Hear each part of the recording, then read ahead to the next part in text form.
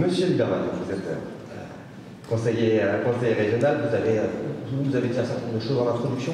Peut-être qu'on peut revenir dans les grands axes de la politique sportive du conseil régional, peut-être sur les grands événements qui ont eu lieu dans la région ces derniers temps, avec un petit focus qui serait l'héritage matériel et immatériel que vous entendez, sur lequel vous entendez faire prospérer les politiques publiques actuelles. Bien sûr, avec grand plaisir. Donc quelques mots complémentaires autour de cette table ronde et l'immense plaisir que j'ai d'être à côté d'une championne que j'aime beaucoup car elle est restée fidèle à son territoire et elle a fait des résultats extraordinaires. Pour revenir sur la question que vous m'avez posée, tout à l'heure, Florence nous disait qu'un euro investi dans le sport, c'est 2,20 € d'économie pour la santé. Moi, j'ai un autre chiffre qui est important de poser aussi. Quand on fait des grands événements sportifs internationaux, comme la Coupe du Monde de rugby, comme les Jeux Olympiques que nous allons recevoir d'été, et puis après d'autres grands championnats internationaux, on a de beaux outils et généralement on dit que quand on met 1 euro, il retombe à peu près pour l'industrie hôtelière, touristique et le commerce, 5 € sur le territoire. Donc quand on a fait la Coupe du Monde de rugby, avec plus de 12 matchs sur les 2 grands stades que nous avons dans cette région, parce qu'on est particulièrement bien fourni avec l'Orange Vélodrome, mais aussi l'Alliance Riviera de Nice.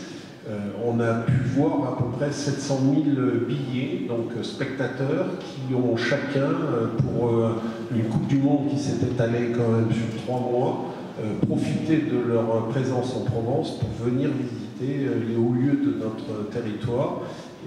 Pratiquer du sport, parce que c'est aussi un cliché qu'il faut que je partage avec vous. Les 30 millions de touristes que nous recevons par an déclarent aux questions vous venez pour quelles raisons en Provence-Alpes-Côte d'Azur? Alors souvent pour la beauté du paysage et pour visiter les expositions, le festival, c'est évidemment la première des raisons.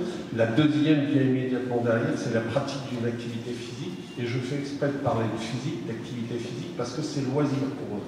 Ils viennent faire du vélo, parce qu'on est une région de vélo, et puis ils viennent aussi faire de la nage, parce que notre parc national des Calanques, mais notre mer et nos 1000 km de côte les intéressent, et ils viennent faire de la marche, parce qu'ils allient aussi le plaisir des visites avec le no-tourisme et la marche. Donc voilà des pratiques familiales qui leur donnent une raison, c'est la deuxième raison de leur venue ici.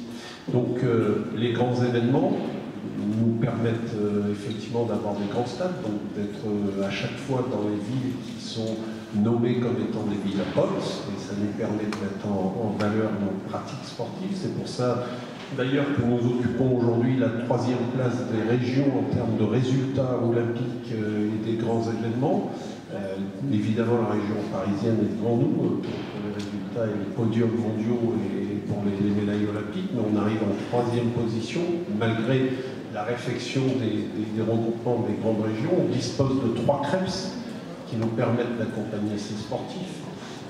Et puis, sur l'héritage, par exemple, sur les Jeux Olympiques, la grande marina qu'on a fait, sur lequel on a mis un budget assez fort, on a tous travaillé collectivement avec les autres collectivités, que ce soit la ville, le département ou la métropole, pour le rendre accessible après aux petits Marseillais et petites Marseillaises. Et ça a une double qualité pour nous, parce que d'abord ça va permettre d'étendre notre territoire au-delà du quai du port, parce que souvent pour les terriens que nous sommes ou les terriennes que nous sommes, on s'arrête au quai du port. Pourtant il y a un formidable terrain de jeu avec des activités nautiques formidables, et ça va répondre à 2 choses importantes, et après j'arrêterai mon propos. C'est que pour faire de la voile, il faut savoir nager, sinon on se met en danger, et qu'on manque vraiment beaucoup de piscines dans le sud de la France, que malheureusement on détient des records sur certains départements de noyades, alors pas des noyades en lieu public, mais malheureusement sur des piscines privées.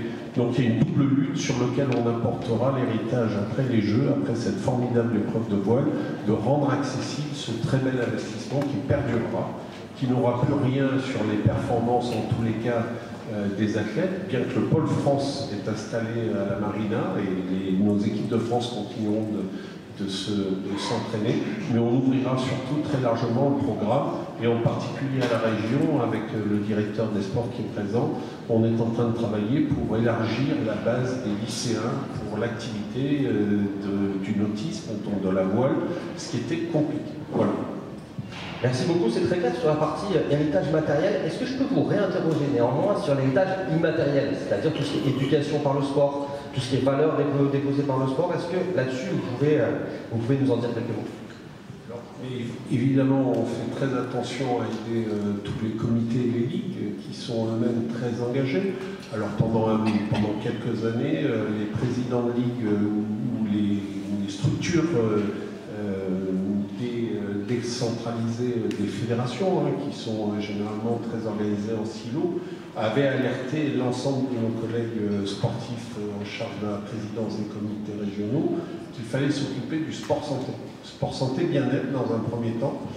Et je dois dire qu'ayant été président de la Ligue de judo pendant quelques années, je me disais que ce n'était pas forcément notre première tâche. Il fallait d'abord qu'on se concentre sur les résultats sportifs et faire plus de licenciés. Aujourd'hui, je suis totalement convaincu et j'espère que le discours que nous portons tous ensemble fait qu'on s'occupe évidemment très fortement de ce sport santé bien-être, parce que ça contribue à une meilleure santé, mais on est rentré de plein pied sur l'accompagnement des longues maladies, enfin des ALD, et donc des arrêts de longue durée, et puis sur les trois causes qui sont des conséquences d'inactivité ou de sédentarité, l'obésité, le diabète, les maladies cardiovasculaires, et je sais qu'Olivier Gana avec A2S est très engagé sur ce sujet avec le docteur Marblé. Aujourd'hui, on en fait un vrai axe de travail, parce qu'en attaquant par ce côté, on arrive peut-être à donner l'envie de venir faire du sport et de se licencier dans un des clubs fédérés. Et ça, c'est pareil, c'est un double détente. On espère qu'en faisant faire de l'activité physique au départ, on va donner l'envie de venir faire du sport et de la performance. Et je reviens sur cette idée forte, c'est qu'il y a peu d'endroits où le spectateur est aussi acteur. Je vais essayer de le dire en une phrase. Ceux qui aiment aller voir le festival d'art lyrique ne sont pas forcément, eux, des chanteurs de premier rang. Moi, au Stade Vélodrome, je suis toujours baba d'admiration quand je vois les 4-5 générations de la même famille qui se mettent à journée derrière l'équipe. Mais après, je pose la question, ils ont tous pratiqué le foot et ils continuent de penser qu'ils le pratiquent aussi bien que l'équipe qui sont en train de suivre. Mieux, j'osais pas, mais en Provence, on est souvent excessif. Voilà. Et ça, c'est la chose merveilleuse du sport. Voilà, c'est ce que je voulais vous dire. Merci beaucoup, monsieur Liberman. Je vais me tourner vers Virginie Dedieu. On a été très sobre dans la présentation, on a mis triple championne du monde de natation synchronisée, puisqu'on n'avait pas la place pour mettre la totalité de votre palmarès. Vous êtes multiple championne de France et d'Europe, vous avez été médaillée olympique, vous êtes donc triple championne du monde. Moi, ce qui m'a beaucoup frappé dans nos échanges préparatoires, c'est le sentiment que j'ai eu de votre attachement très profond à transmettre, à partager en fait tout ce que le sport avait pu vous apporter et à le transmettre aux générations futures et à redonner tout ce qui vous avait été apporté. Est-ce que vous pourriez développer ça, nous dire pourquoi et surtout comment est-ce que vous envisagez cette transmission des valeurs du sport? Oui, bonjour à tout le monde, merci de l'invitation également. Pourquoi j'aime transmettre? Parce qu'en effet le sport m'a énormément apporté dans les résultats, soit, mais dans ma vie de tous les jours, dans ma construction de femme. Comment je le fais? En fait, aujourd'hui, je suis architecte intérieur designer parce que c'est un sport qui n'est pas professionnel, donc j'ai fait des études en parallèle.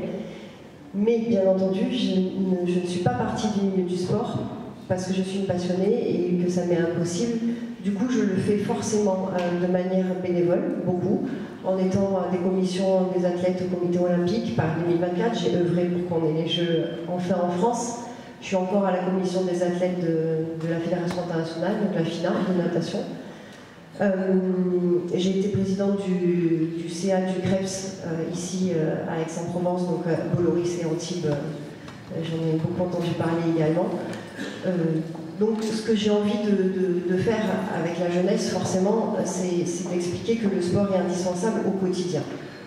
Je l'ai toujours dit, on l'entend un petit peu aujourd'hui parce qu'il y a la vitrine des Jeux Olympiques par les grands athlètes qui sont enfin invités sur les plateaux télé. La France n'est pas un sport reconnu, n'est pas un pays de sport. il n'y a pas la culture du sport. On a en effet de très bons sportifs, on a des bonnes infrastructures qui nous permettent d'aller loin, sûrement pas assez quand on compare les États-Unis avec les Russes, les Chinois, certainement. Mais moi, quand j'ai mis les pieds aussi dans la commission des athlètes de Paris 2024 pour avoir les Jeux en France, ce n'était pas que pour nous, athlètes. Bien sûr, d'avoir les Jeux en tant qu'athlète à la maison, c'est quelque chose de grandiose, de génial et d'unique. Mais c'était pour faire comprendre aux Français que le sport, ce n'est pas que le haut niveau, c'est du quotidien pour être bien mentalement, physiquement. Et c'est un entretien régulier et c'est surtout une culture, c'est un mini-investissement, on en parlait encore tout à l'heure, à comprendre et c'est un réflexe en fait à avoir. Qu'on doit apprendre chez soi en famille, mais à l'école. En effet, je pense que même à l'école, il n'y en a pas suffisamment. Pas dans la pratique, mais dans la compréhension. Et c'est pas parce qu'on prend du temps sur le sport qu'on perd du temps intellectuellement ailleurs. Quand je donne un exemple un peu bête, hein, j'étais en effet sportive de haut niveau très tôt. Il n'y avait pas encore les horaires aménagés ici dans ma région. Aujourd'hui, c'est quand même mieux. Mais on avait un peu l'impression que quand on partait une semaine en championnat de France et qu'on loupait l'école, ben on était les cancres en fait. Les musiciens n'étaient pas, mais par contre les sportifs si. Alors qu'aujourd'hui, je peux le dire en tant qu'ancienne présidente du PAN, du pays d'exaltation, où on fournit en natation artistique plus de la moitié des filles des équipes de France, on a des filles qui sont excellentes à l'école. Elles ont 18-19 de moyenne, parce que en fait ça demande juste une organisation. Mais le fait de se défouler à cet âge-là, d'avoir un plaisir, d'avoir une passion, ben, ça permet aussi d'être bien à l'école et d'intellectuellement savoir se concentrer, donner un objectif, aller loin dans son envie, dans sa performance. Et ça, en fait, on l'apprend avec le sport parce qu'on ne triche pas dans le sport. On ne peut pas faire semblant. Mais est-ce que je peux creuser en fait cette partie-là, parce que je vois quand vous dites la France n'est pas un pays de sport, je vois les trois premiers rangs qui hochent la tête et qui approuvent très visiblement. Il y a un grand paradoxe là-dessus, c'est-à-dire que tout le monde a ce sentiment-là, et de fait, en fait, votre expérience est très forte quand vous dites ceci. Vous, avec le palmarès que vous avez, vous dites ça, c'est que vous êtes quand même bien légitime pour en parler. Et pourtant, j'ai l'impression qu'on a plus de licenciés sportifs, on a plus de gens qui sont dans des associations sportives en France que dans les autres pays européens. Et pourtant, il nous manque effectivement cette culture sportive. Visiblement, on n'est pas un pays de sport par rapport à d'autres. Qu'est-ce qui nous manque en fait? Vous dites que les choses avancent un petit peu, ce qui était là où il y a encore peut-être une quinzaine d'années, effectivement, ceux qui faisaient du sport de haut niveau étaient plutôt mal vus par l'éducation nationale, notamment étant plutôt les cantons. Et aujourd'hui, on commence à faire des horaires aménagés. Qu'est-ce qui nous manquerait pour arriver au niveau de ceux qui sont perçus comme des nations sportives? Je pense que c'est la culture du sport santé qui va le faire comprendre.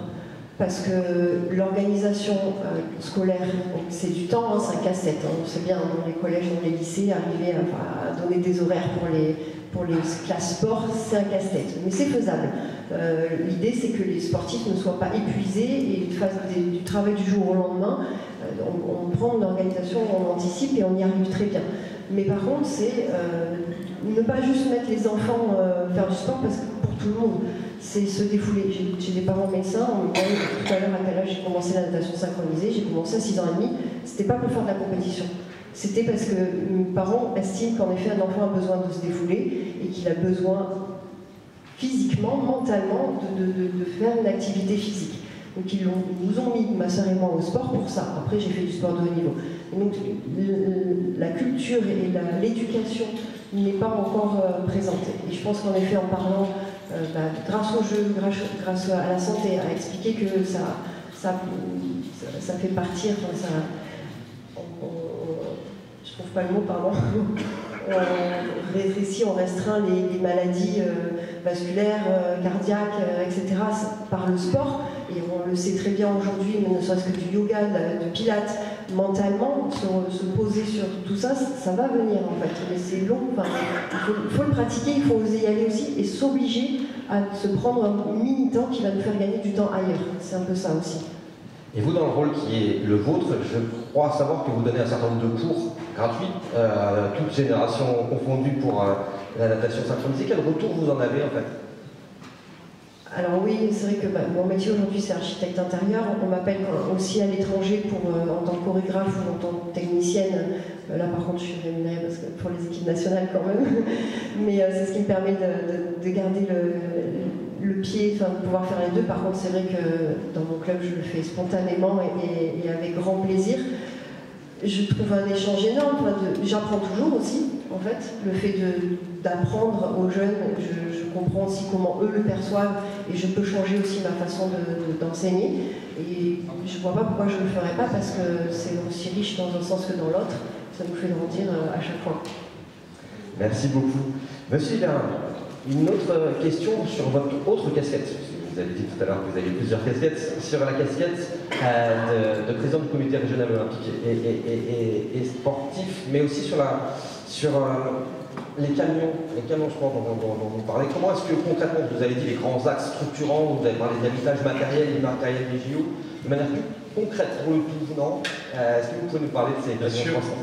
Merci de me passer l'occasion de parler d'un très beau projet. Alors en plus, la personne que j'ai copiée dans la salle, c'est Annie Papafava de la Fédération Sport au milieu rural. Et ils ont copié une idée qui était d'imaginer qu'un bibliobus était un bel exemple et qu'on pouvait faire un gymnase ambulant. Voilà, pour faire court en synthèse. Et quand j'ai découvert la façon dont ils allaient vers les zones blanches ou désertiques en matière sportive, non pas en installation, mais en encadrant et en éducateur, en particulier dans le milieu rural. Et donc j'ai trouvé cette idée formidable, et comme on s'est tous d'un seul coup rendu compte de l'intérêt de faire de l'activité physique, j'ai porté un projet qui a un peu déstabilisé mes collègues du sport traditionnel au sein du comité régional olympique et sportif, et je leur ai dit, on va faire, il existe des food trucks, je m'excuse de l'anglicisme, on va faire un sport truck. Et donc là, ils m'ont dit, mais c'est pas notre job. Je dis, c'est pas grave, vous inquiétez pas, on va le faire ensemble, on va l'avancer. Je vous invite d'ailleurs à aller le voir, on l'a réhabillé du nom de la grande cause nationale, les 30 minutes pour bouger. Il est juste là? Il est à l'entrée du conseil régional, donc j'ai un de mes collègues qui est là, Robert Sancho, au fond de la salle, et qui vous expliquera comment on le met à disposition dans un premier temps des entreprises, parce que ce qu'on constate, c'est quand tout à l'heure dans votre question, on n'est pas une nation sportive. C'est un peu violent, mais on est tous conscients. On a tous une carte d'un club associatif ou d'un gymnase, sauf qu'on manque de temps, parce qu'on n'a pas mis en valeur essentielle la pratique physique. Donc notre travail maintenant, c'est d'amener au sein du cœur de l'entreprise ce camion sur le parking, parce que quand on discute avec les chefs d'entreprise, ils nous disent, mais ils ont tous envie de faire du sport, sauf que les temps intermédiaires du repas, ou avant de venir bosser, ou en partant du boulot, leur salle est trop loin, et finalement, il faut aller chercher les gosses, il faut faire plein de choses, donc on a besoin de ramener au sport. Et je crois qu'Elisabeth Borne, quand elle était encore ministre du Travail, a écrit une lettre à tous les URSAF de France en disant « Ne requalifiez plus davantage en nature un investissement fait par un patron sur une prise de licence ou sur un investissement de matériel sportif. » Donc de ce fait, ça a libéré nos collègues chefs d'entreprise et on amène ce camion au cœur des entreprises sur leur parking. Et là, je pense moi à des clients comme Inextinso, qui est un grand cabinet comptable, et qui a maintenant tous les mardis un outil supplémentaire à un moment où en plus le télétravail éloigne les gens de leur base d'échange et on remet du lien au cœur de l'entreprise. Ça devient même un avantage de recrutement, ce qui est incroyable. Et là, pour le coup, avec la grande cause nationale, on va, je préside la conférence régionale du sport, on va donc l'habiller de cette grande cause nationale, on va aller chercher ce budget, on va trouver des éducateurs et on va le faire tourner sur les 6 départements. On va aller sur les bords de côte, évidemment, qui sont déjà bien équipés, mais on va aussi monter dans les territoires, les 3 départements intérieurs de terre, les Hautes-Alpes, les Alpes de Provence et le Vaucluse, pour partager et mettre à disposition de nos collègues des collectivités, des maires, des intercommunalités, du conseil départemental, je vois 2 collègues du conseil départemental du Vaucluse. L'idée, c'est de mettre cet outil dans les QPV, dans les quartiers politiques de la ville, et de faire de l'activité sportive, pour qu'après, ils aillent dans les clubs sportifs. Mais vous nous parlez, c'est mis à disposition des entreprises, potentiellement des collectivités, si je comprends bien, et les hôpitaux. Ça peut être un outil d'attractivité.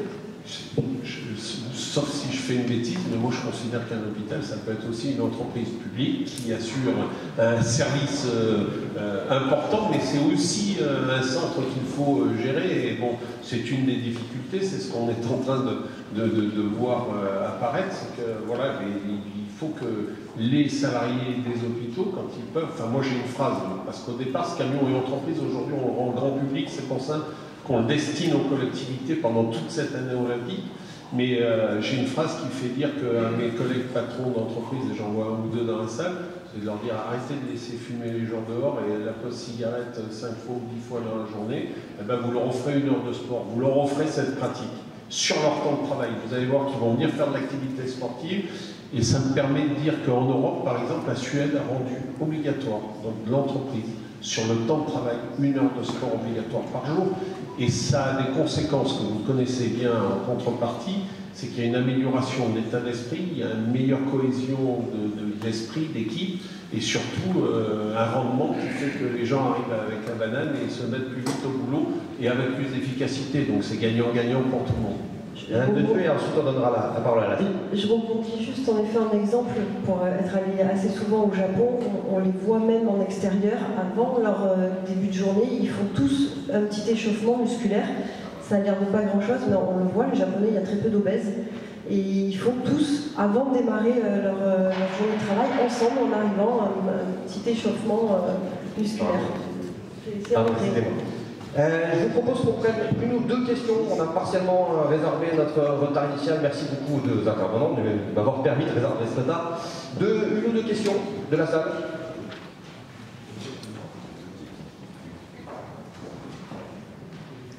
J'en profite pour dire une chose, c'est que dans la salle, il y a des élus, évidemment. Vous avez également des directeurs d'établissement, des directeurs d'hôpital, directeurs et directrices, des médecins hospitaliers. On a des ligues qui sont présentes, on a des centres de santé, centres d'accompagnement des activités sportives. Donc c'est assez varié, panaché. Donc n'hésitez pas, c'est l'occasion aussi pour vous faire repérer si vous voulez, pour échanger ensuite sur le moment de la pause déjeuner. Et voilà, pour pouvoir avoir éventuellement des échanges plus facilités. Merci Florence. Question là-bas. Si vous pouvez vous présenter pour nos intervenants. Bonjour, Bastien Ripper, directeur de l'hôpital d'Antibes, probablement l'un des plus beaux territoires de sport. Au-delà du CREP, c'est des infrastructures exceptionnelles. Moi, je suis arrivé sur ce territoire, je prends un temps sur les piscines, j'étais marseillais. Je suis arrivé à Antibes, la différence est assez incroyable. Moi, ce que je voulais dire, on en parlait avec ma collègue Elisabeth, nous, le problème, la France est une terre de grands sportifs. Moi, je crois que c'est une terre de grands sportifs, il y a toujours une élite du sport. Et elle se ressent dès le plus jeune âge, c'est-à-dire qu'on oriente les plus jeunes très tôt vers les filières d'excellence. On n'est probablement pas une terre de sport. Le sujet, nous on en parle dans les institutions, c'est-à-dire qu'aujourd'hui il y a un malaise, mais qui est lié à la culture française, cette culture du présentéisme, cette culture de faire des horaires pour faire des horaires. Si vous allez au Danemark, on parlait de la Suède, si on est après 17h30, c'est qu'on est au travail, c'est qu'on n'est pas efficace. En France, on a une culture de l'honneur qui fait que plus on est présent à l'hôpital, plus on donne une image favorable de soi. Donc nous, on assume de partir avec notre sac de piscine à midi, mais on baisse la tête, on se fait discret. Pourtant, on est hyper efficace, on va nager, à 13h30, on est de retour au travail, avec, on en parle, une après-midi qui est importante. Donc, je crois qu'on a un gros changement à faire, c'est le point de vue, on voyait que les Suédois ont mis l'obligation, je ne sais pas si le sujet il est d'obliger les gens, je crois que on ne va pas obliger les gens à faire du sport, mais par contre, de rendre la chose naturelle et acceptée est pour nous un énorme défi sociologique et donc culturel, et il va falloir de nombreuses années pour y arriver. Donc, je pense que nous, on peut montrer l'exemple, mais il va falloir aussi qu'on soit aidé nationalement à changer ce regard. Voilà. Parce que le sport, c'est la même chose quand on était au collège, je me rappelle de cela. Aller en heure de sport, c'était l'oisiveté. C'était pas du tout vu comme une discipline noble. Le prof de sport n'a pas le même rang social que le prof de mathématiques. Donc si on veut un changement culturel, il va falloir qu'il y ait un regard national sur le sujet. Nous, on est prêt à aider dans les hôpitaux. Aujourd'hui, il y a beaucoup de choses qui se passent. On fait de plus en plus des cours de sport, on fait de plus en plus des animations dans ce domaine. Le sport n'a pas besoin d'avoir des équipements incroyables, hein. Il suffit juste de sortir, de prendre ses baskets et vous avez des terrains de sport incroyables, en particulier sur Marseille. Mais voilà, le message c'est juste qu'il va falloir que tous ensemble, dans un élan collectif, on crée cette dynamique. Les Jeux Olympiques sont probablement pour cela une formidable atout, mais juste de dire quand même qu'il y a un sujet culturel qu'il va falloir combattre et qui est profond. Voilà. Et ta question? C'était un commentaire. Merci.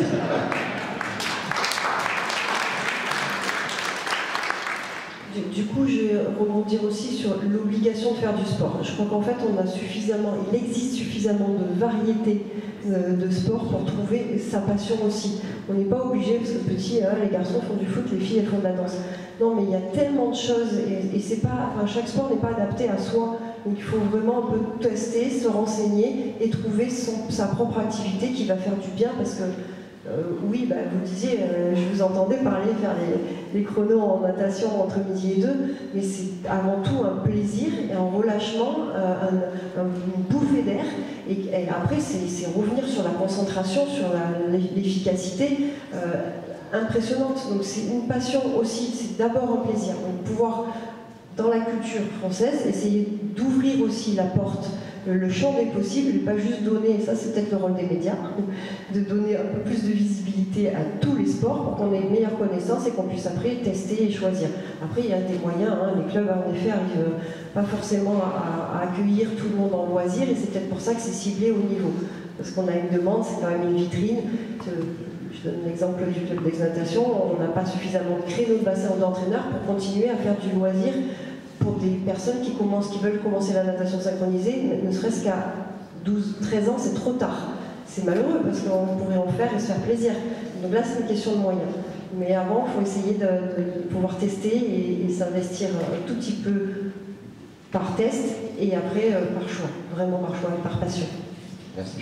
Juste une phrase de commentaire, vous avez raison, quand je parle de loi, c'est juste pour donner un cadre légal. Comme pour l'école, le sport est obligatoire dans le programme, mais j'ai des copains qui, en grande majorité, se sont fait dispenser tout au long de leur vie scolaire, mais que je retrouve aujourd'hui en tant que conseiller régional, quand je vais donner le départ des courses, ils font du triathlon. Et là, j'ai dit, c'était le même garçon qui se dispensait de pratiques sportives à l'école quand on était ensemble, et là, tu es devenu un homme de fer, tu fais un truc incroyable. Qu'est-ce qui s'est passé? C'est parce qu'il a fallu se réoccuper de sa santé pour être un bon chef d'entreprise ou un bon cadre d'entreprise et reprendre le boulot correctement. C'était juste ça, la loi, c'est donner le cadre légal et après de rendre la liberté aux gens de le faire. Mais avec cette loi-là, on pourrait par exemple donner au patron la possibilité de se rendre compte qu'en payant des heures de sport sur le temps de travail, on améliore le rendement dans l'entreprise, on participe à l'économie de la santé et de tout un tas de choses. Voilà, c'est juste l'impulsion. Je veux contraindre personne. Merci beaucoup. Je vous propose d'applaudir chaleureusement nos deux premiers intervenants.